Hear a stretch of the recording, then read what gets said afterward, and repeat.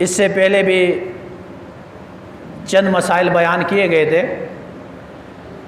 تو آج 27 ذی القعدہ ہے، بدھ کے شام، بدھ کو یا جمعرات سے تقریباً 1 ذی الحجہ شروع ہوتا ہے۔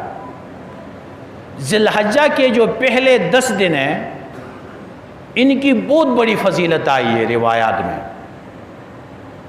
اور ہمیں اس چیز کا احساس نہیں ہوتا ہے۔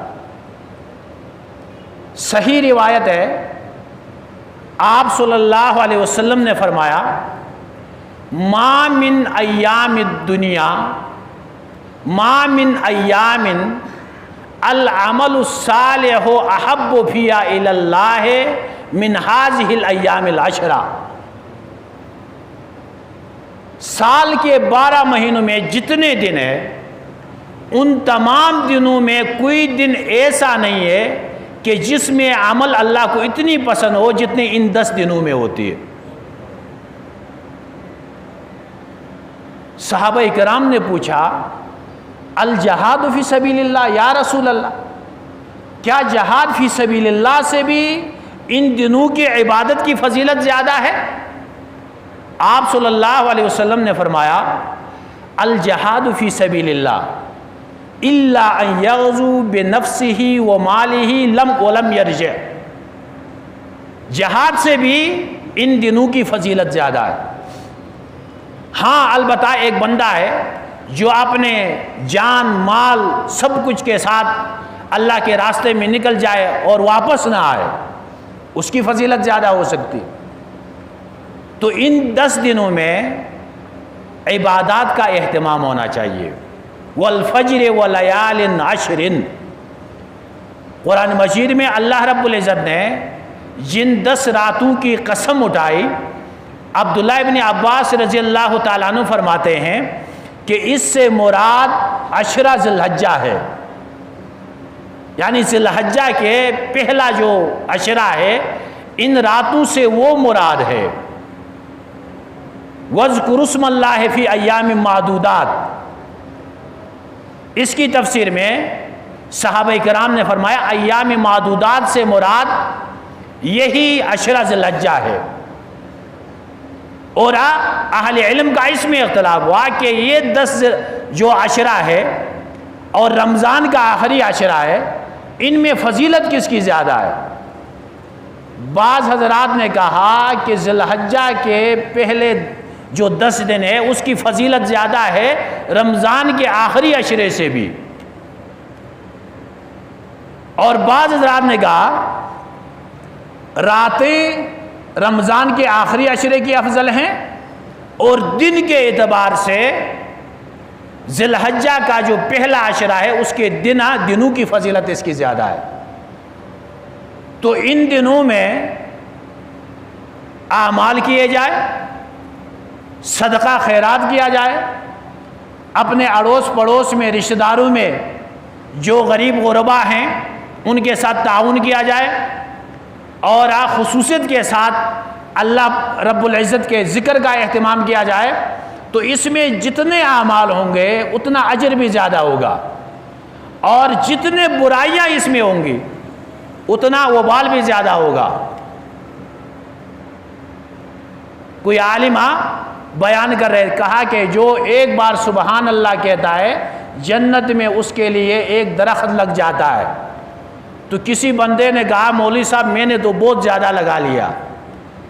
مولوی صاحب نے کہا لگایا تو ہے لیکن کاٹتا بھی بہت ہے، صرف لگانا نہیں ان کو سنبھالنا بھی ہے، ادھر ذکر بھی ہو ادھر حرام کاری بھی ہے، ادھر قرآن کی تلاوت بھی ہے، ظلم زیادتی بھی ہے، تو اس سے جو اعمال ہے وہ ضائع ہو جاتے ہیں۔ تو ان دنوں میں اہتمام کیا جائے۔ اور اعمال میں سے ایک عمل جو مستحب عمل ہے، جو بندہ قربانی کر رہا ہے اسے چاہیے کہ 1 ذی الحجہ سے قربانی کرنے تک اپنے جسم کے بال وہ نہ کاٹے، 1 سے پہلے صفائی کر کے اس کے بعد قربانی کے وقت تک اسے بال نہیں کاٹنے چاہیے جو قربانی کر رہا ہے۔ اور جو قربانی نہیں کرتا اگر وہ بھی ان کی مشابہت اختیار کرے گا تو اللہ رب العزت اسے بھی عطا فرمائیں گے وہ جو اجر ہے۔ سودخور کے ساتھ قربانی کرنا کیسا ہے؟ ایک شخص ہے جس کی آمدنی اگر حرام کی ہے تو اس کے ساتھ مل کے قربانی نہیں ہوگی۔ اگر کسی ایک کی آمدنی حرام ہے تو باقی جو حصہ دار ہیں ان میں سے کسی ایک کی بھی قربانی نہیں ہوگی۔ اس لیے شراکت والی قربانی میں انتہائی احتیاط کرنا چاہیے، اپنے شرکاء کی چھان بین کرنی چاہیے کہ یہ جو پیسہ لگا رہے ہیں کہیں ایسا نہ ہو حرام کا پیسہ ہو، کہیں ایسا نہ ہو کہ یہ اس کی نیت میں کوئی فرق ہو، یہ گوشت کے لیے قربانی کر رہا ہو یا دکھلاوے کے لیے کر رہا ہے، ثواب کی نیت نہیں ہے۔ اگر ایسے افراد ساتھ شامل ہو گئے تو کسی کی قربانی بھی نہیں ہوگی۔ اگر ایک بندے کی آمدنی حرام ہے اور وہ کہتا ہے کہ قربانی میں وہ پیسہ نہیں لگاتا، جو حرام کا ہے وہ نہیں لگاتا، اور میرے جو حلال آمدنی ہے اس کے حصے کا جو پیسہ ہے میں اس قربانی میں لگاتا ہوں، تو اس سے قربانی ہو جائے گی۔ کیا بھائی یا بیٹے کی قربانی اس کی اجازت کے بغیر جائز ہے؟ تو ایک جو قربانی واجب ہو اس میں جس کی قربانی کی جاتی ہے اس کی اجازت ضروری ہے، بغیر اجازت کے کسی کی واجب قربانی ادا نہیں ہوتی۔ البتہ کسی گھر کا یہ ماحول تھا کہ بھائی بھائی کی قربانی کر رہے ہیں، باپ بیٹے کا یا بیٹا اپنے باپ کی قربانی کر رہا ہے، پہلے سے کر رہے تھے، وہاں کا عرف ایسا ہے کہ وہ ہر سال قربانی کرتے ہیں۔ اگر ایسی صورتحال ہے تو بغیر اجازت کے بھی قربانی ہو جائے گی، اور اگر ایسا نہیں ہے تو بغیر اجازت کے قربانی کرنے سے اس کا واجب ادا نہیں ہوتا۔ البتہ نفلی قربانی ہے، اس میں کسی کی اجازت کی ضرورت نہیں ہے، بغیر اجازت کے اپنے کسی مردے کے لیے قربانی کرتا ہے ایصال ثواب کے لیے، اور یا کسی زندے کے لیے ثواب اگر بخش دیا جائے تو وہ قربانی بھی بغیر اجازت سے ہو جائے گی۔ دوسرے کی طرف سے قربانی کس طرح کیا جائے؟ نفلی قربانی کر کے اس کو ثواب پہنچا دیا جائے۔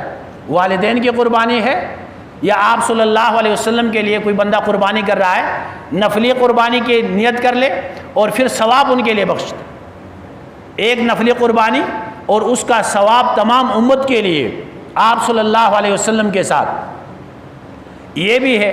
اور یوں بھی کہہ سکتا ہے کہ میں اپنے والد کی قربانی کر رہا ہوں، یہ اپنے والدہ کی قربانی ہے، اور اپنے طرف سے نفلی کر کے ثواب بھی ان تک پہنچایا جا سکتا ہے۔